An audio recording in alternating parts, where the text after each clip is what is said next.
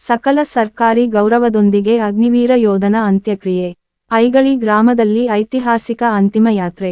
ಶಾಲಾ ಆವರಣದಲ್ಲಿ ಅಂತಿಮ ದರ್ಶನ ಪಡೆದು ಕಂಬನಿ ಮಿಡಿದ ಗ್ರಾಮಸ್ಥರು ಮತ್ತು ಗಣ್ಯರು. ಪಂಜಾಬ ರಾಜ್ಯದಲ್ಲಿ ಸೇವೆ ಸಲ್ಲಿಸುತ್ತಿದ್ದಾಗ ಹೃದಯಾಘಾತದಿಂದ ನಿಧನ ಹೊಂದಿದ ಬೆಳಗಾವಿ ಜಿಲ್ಲೆಯ ಅಥಣಿ ತಾಲೂಕಿನ ಐಗಳಿ ಗ್ರಾಮದ ಅಗ್ನಿವೀರ ಯೋಧ ಕಿರಣರಾಜ ಕೇದಾರಿ ತೆಲಸಂಗ 23 ಅಂತ್ಯಕ್ರಿಯೆ ಸಕಲ ಸರ್ಕಾರಿ ಗೌರವಗಳೊಂದಿಗೆ ಸ್ವಗ್ರಾಮದಲ್ಲಿ ಗುರುವಾರ ಸಾಯಂಕಾಲ ನೆರವೇರಿತು.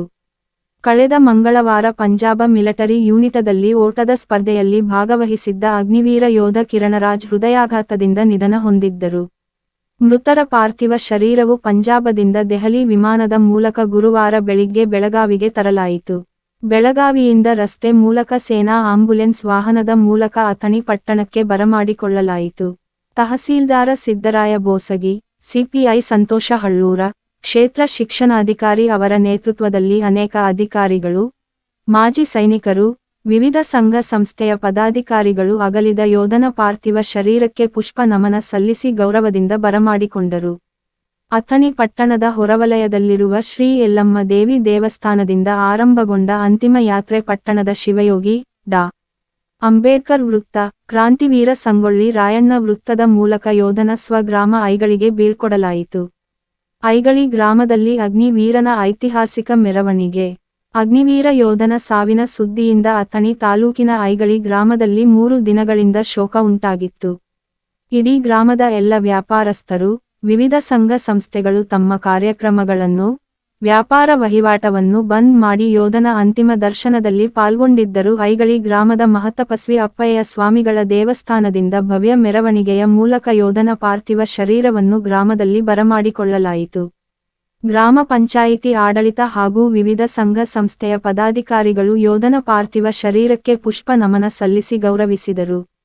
ತ್ರಿವರ್ಣ ಧ್ವಜಗಳನ್ನು, ಅಗ್ನಿವೀರ ಯೋಧ ಕಿರಣರಾಜ್ ಭಾವಚಿತ್ರ ಹಿಡಿದುಕೊಂಡು ನೂರಾರು ಯುವಕರು ಬೋಲೋ ಭಾರತ್ ಮಾತಾ ಕಿ ಜೈ, ಒಂದೇ ಮಾತರಂ, ಜೈ ಜವಾನ್ ಜೈ ಕಿಸಾನ್, ಅಗ್ನಿವೀರ ಕಿರಣರಾಜ್ಗೆ ಜಯವಾಗಲಿ ಎಂಬ ಘೋಷಣೆಗಳನ್ನು ಕೂಗುತ್ತಾ ಮೆರವಣಿಗೆಯಲ್ಲಿ ಭಾಗವಹಿಸಿದ್ದರು.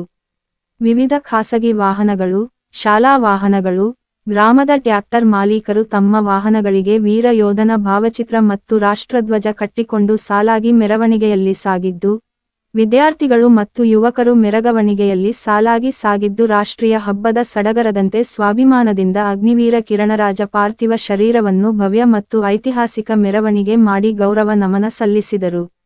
ಮುಗಿಲು ಮುಟ್ಟಿದ ಕುಟುಂಬಸ್ಥರ ಆಕ್ರಂದನ. ಸೈನಿಕನ ತಂದೆ ಕೇದಾರಿ, ತಾಯಿ ರೇಣುಕಾ, ಅಜ್ಜ ಸತ್ಯಪ್ಪ, ಅಜ್ಜಿ ಯಲ್ಲವ್ವ, ಅಣ್ಣ ರವಿ, ಸಹೋದರಿ ನಿವೇದಿತಾ ಹಾಗೂ ಬಂಧು ಬಳದವರ ರೋದನ ಮುಗಿಲು ಮುಟ್ಟಿತ್ತು. ಕಿರಣರಾಜ್ನ ಮೃತದೇಹ ಹೊತ್ತು ವಾಹನ ಗ್ರಾಮದಲ್ಲಿ ಬರುತ್ತಿದ್ದಂತೆ ಅಪಾರ ಸಂಖ್ಯೆಯಲ್ಲಿ ಸೇರಿದ ಜನರ ದುಃಖ, ಆಕ್ರಂದನ ಕರಳುಚಿರೆನಿಸುವಂತಿತ್ತು.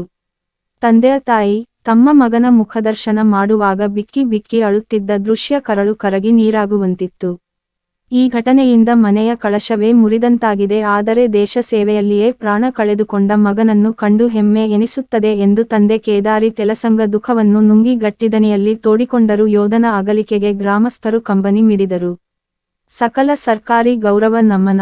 ಮೃತ ಯೋಧನ ಸ್ವಗ್ರಾಮದ ಐಗಳಿ ಗ್ರಾಮದ ಹೊರವಲಯದ ಆದರ್ಶ ಶಿಕ್ಷಣ ಸಂಸ್ಥೆಯ ಆವರಣದಲ್ಲಿ ಅಂತಿಮ ದರ್ಶನಕ್ಕೆ ವ್ಯವಸ್ಥೆ ಮಾಡಲಾಗಿತ್ತು.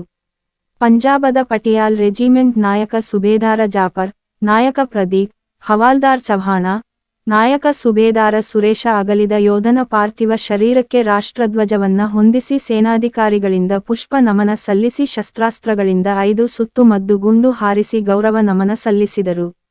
ನಂತರ ರಾಷ್ಟ್ರಧ್ವಜವನ್ನು ಸೇನಾಧಿಕಾರಿಗಳು ಕುಟುಂಬಸ್ಥರಿಗೆ ಹಸ್ತಾಂತರಿಸಿದರು. ನಂತರ ಸಾರ್ವಜನಿಕರಿಗೆ ಯೋಧನ ಪಾರ್ಥಿವ ಶರೀರದ ಅಂತಿಮ ದರ್ಶನಕ್ಕೆ ವ್ಯವಸ್ಥೆ ಮಾಡಲಾಗಿತ್ತು.